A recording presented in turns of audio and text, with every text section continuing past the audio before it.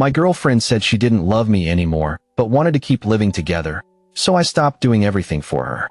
When she begged me back, I had already moved on. We had been living together for 3 years when Clara sat me down on the beige sectional sofa I had paid for and told me she didn't love me anymore. It was a Tuesday evening.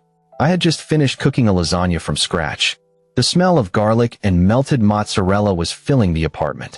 I had also just folded 3 loads of laundry, 2 of which were hers, and I had spent an hour earlier that day rewriting a presentation for her marketing job because she said she was too stressed to focus. She looked at me with those big, watery brown eyes that used to make my knees weak. Now, they just looked vacant. "I think we have grown apart, Mark," she said, picking at a loose thread on the cushion. "I care about you, obviously, but the spark is gone. I don't see you as a boyfriend anymore. I see you as a companion." I stood there, holding the spatula, feeling like I had been punched in the gut. But I didn't scream. I didn't cry. I am a logical man. I process things internally. "Okay," I said quietly. "So, you want to break up?" "Yes," she said. "But, well, here's the thing. The rent on this place is really good. And we are both on the lease for another 6 months. And honestly, I can't afford to move out right now. And I know you love this apartment." She looked up at me, hopeful. "So, I was thinking," she continued, "we could just be roommates. We already sleep on opposite sides of the bed anyway. We can move into separate rooms eventually if we find a bigger place. But for now, you take the couch, or I take the couch, and we just live. It makes financial sense, right?" I stared at her. The audacity was breathtaking. She wanted to break my heart, tell me I wasn't good enough for her romantic affection, but keep the convenience of my paycheck and my labor. Because that was the reality. I paid 60% of the rent because I made more money. I paid the internet bill. I paid for the groceries. I did the cleaning because she had sensory issues with wet food in the sink. I did the cooking because she burned toast. I managed her schedule. I even managed her career, ghostwriting half her emails and reports because she was great at talking to clients but terrible at the actual work. She wanted the employee, but she wanted to fire the boyfriend. I looked at the lasagna. Then I looked at her. "Okay," I said. She blinked. "Really? You are okay with it?" "Sure," I lied. "It makes financial sense." She squealed and hugged me. "Oh, thank you, Mark. You are the best. This will be so good for us. We can be best friends. It takes all the pressure off." She grabbed a plate and went to the stove to serve herself some lasagna. That was the moment the switch flipped in my brain. It wasn't a snap. It was a cold, metallic click. If we were roommates, then we were just roommates. And I don't cook lasagna for my roommates. I didn't say anything that night. I let her eat. I let her chatter about how relieved she was. I went to sleep on the couch, staring at the ceiling, formulating a plan. I wasn't going to yell. I wasn't going to fight. I was simply going to stop. The next morning, the new regime began. Usually, I woke up at 6 a.m. I would make coffee for both of us. I would make her a smoothie because she said she couldn't eat solids in the morning. I would lay out her vitamins. Then I would wake her up gently at 7 a.m. so she wouldn't be late. That morning, I woke up at 6 a.m. I made a single cup of coffee in a French press. I drank it on the balcony. I got dressed, put on my headphones, and left the apartment at 7:15 a.m. I didn't wake her up.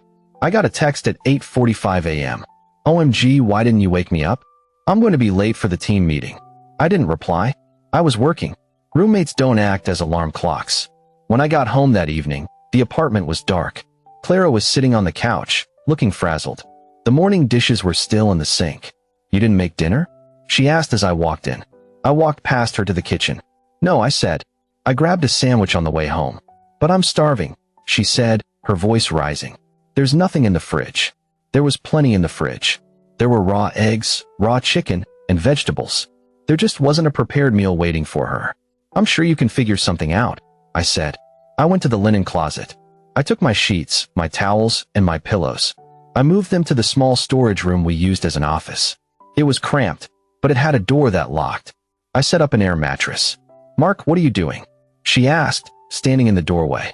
"Setting up my room," I said. "Since we are roommates, I need my own space." I closed the door in her face and locked it. The first week was a slow descent into chaos.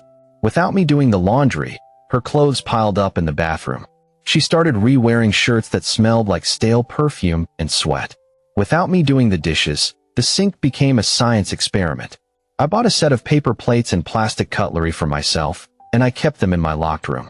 I washed my own mug immediately after using it and dried it. The apartment began to smell. It smelled of rotting food and neglect. Clara tried to confront me on Saturday. "This is ridiculous, Mark," she snapped. "The house is a pigsty. You need to clean the kitchen. It's your turn." "My turn?" I asked calmly. "I haven't used a single dish in the kitchen all week.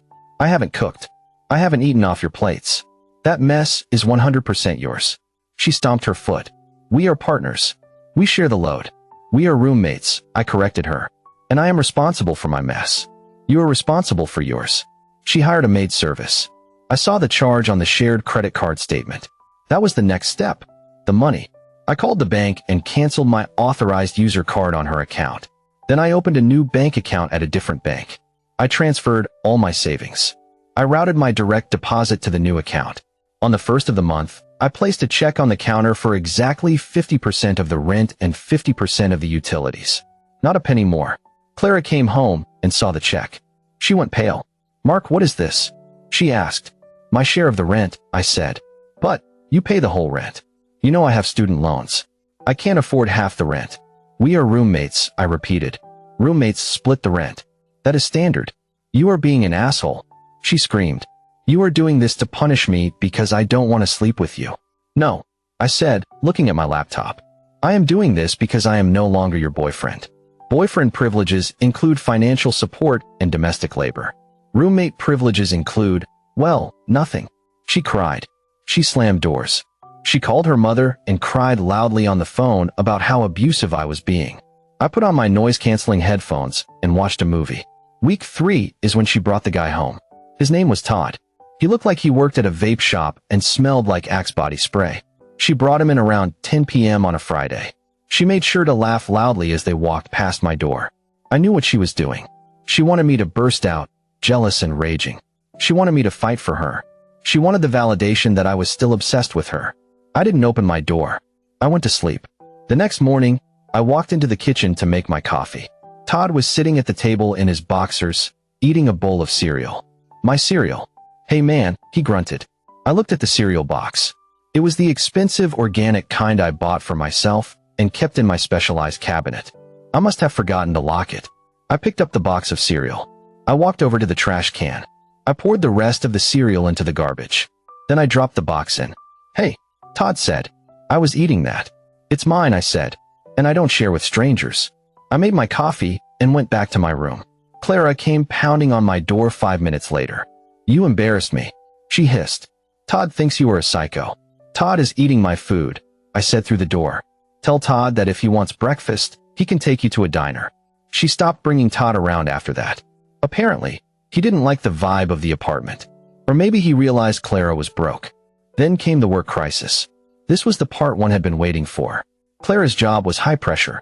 She was a strategy coordinator, which meant she had to produce complex reports and presentations every week.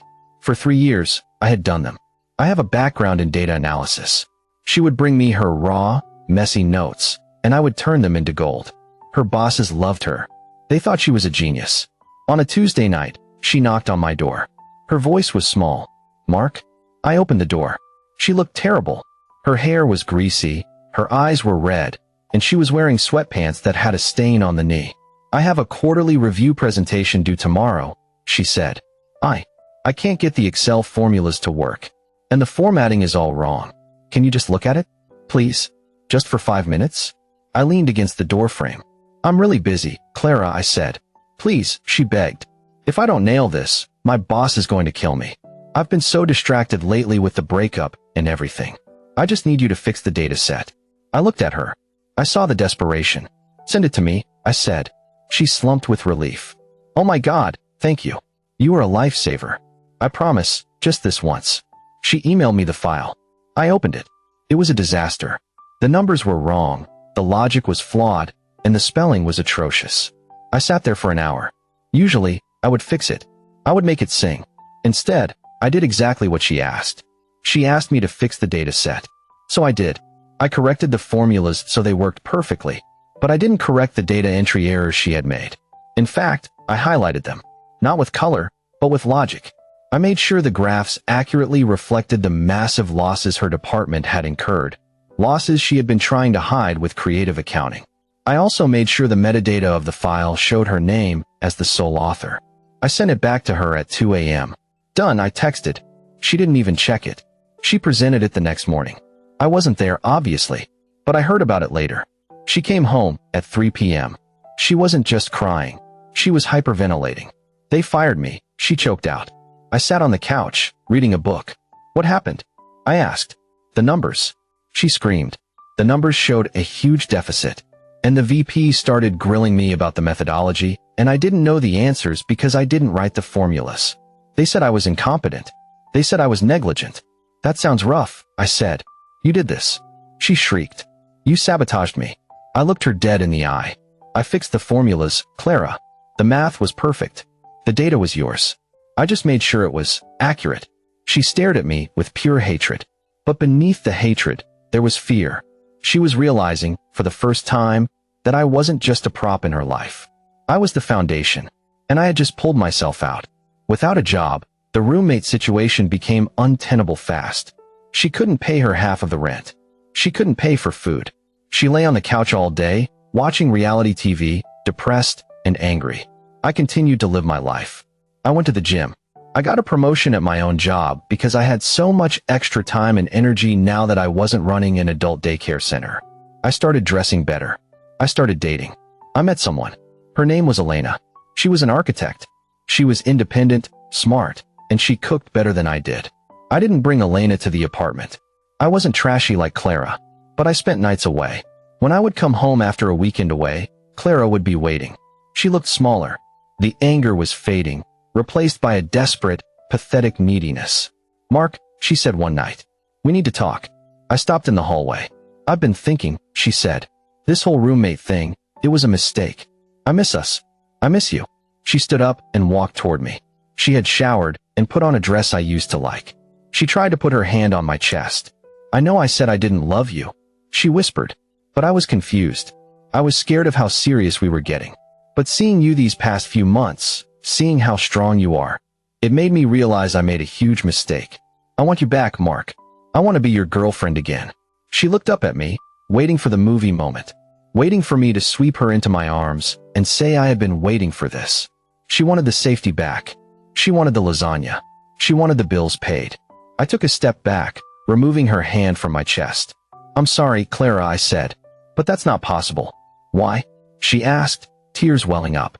We can fix this. I'll be better. I promise. It's not about that, I said. I've moved on. Is there someone else? She asked, her voice trembling. Yes, I said, but that's not the main reason. What is it then? I looked around the apartment that was still messy because she refused to clean. You didn't want me, Clara. You wanted a servant. And once I stopped serving you, you realized you have nothing to offer. You are unemployed, you are broke, and you are messy. Why would I want that back? She recoiled as if I had slapped her. But, I love you, she sobbed. No, I said. You love what I do for you. Goodbye, Clara. I went to my room and locked the door. The next day was the first of the month. The lease was up in 3 days. Clara knocked on my door. Mark, rent is due soon. I don't have it. Since I lost my job, can you cover me? Just this last month? Please. If we don't pay, we get evicted. I opened the door. I was packing boxes. I'm not paying the rent, Clara, I said. What? She panicked. But we'll get an eviction notice. It will ruin my credit. Your credit is already ruined, I pointed out. You maxed out your cards trying to keep up appearances. And as for the eviction, it doesn't matter to me. Why? She screamed. Because I'm not renewing the lease, I said. And I already spoke to the landlord. I pulled a piece of paper from my pocket. I told the landlord 2 months ago that I was moving out at the end of the lease. I paid my share through the end of the term. He knows you are the only one responsible for any damages or holdover rent. Her jaw dropped. You told him? Yes. And I also told him about the state of the apartment. He's coming for a walkthrough tomorrow. Clara looked around at the stained carpet, the scratched walls, the mountain of trash in the kitchen. He's going to sue me, she whispered. Probably, I said. I picked up my last box. Where are you going? She asked, her voice barely a whisper. I bought a condo, I said. It's nice. It has a view of the river. Elena is moving in with me next week. Clara sank to the floor. She looked like a child who had been lost in a supermarket. Mark, please. I have nowhere to go. My parents won't take me back. I have no money. You can't just leave me here. I looked down at her. I felt a flicker of pity, but it was quickly extinguished by the memory of her telling me she didn't love me while asking me to pay her rent. You wanted to be independent, Clara, I said. You wanted to be single. You wanted to keep the apartment. You got everything you asked for. I walked to the door. Oh, one last thing, I said, turning back. She looked up, a glimmer of hope in her eyes. The police might be coming by later, I said. What? Why? When you were working on that last presentation, the one you asked me to fix, I noticed something else in your files. I noticed the expense reports. The personal items you were charging to the company card. The fake vendor invoices you set up to funnel money into your personal account. She went white. Ghost white. I didn't. You did, I said. It was clumsy, Clara. Very easy to spot if you know what to look for. And since I was the one doing your work for 3 years, I knew exactly what to look for. You told them? She gasped.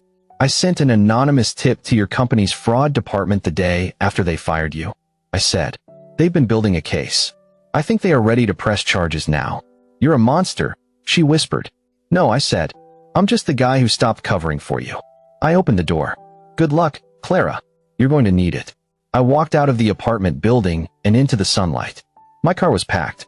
Elena was waiting for me at the new condo with a bottle of wine and a home-cooked meal. I didn't look back. I didn't feel sad. I didn't feel guilty. I drove away, leaving Clara sitting on the floor of a dirty apartment, waiting for the landlord, the debt collectors, and the police. She wanted to live her life without me. Now, she finally could.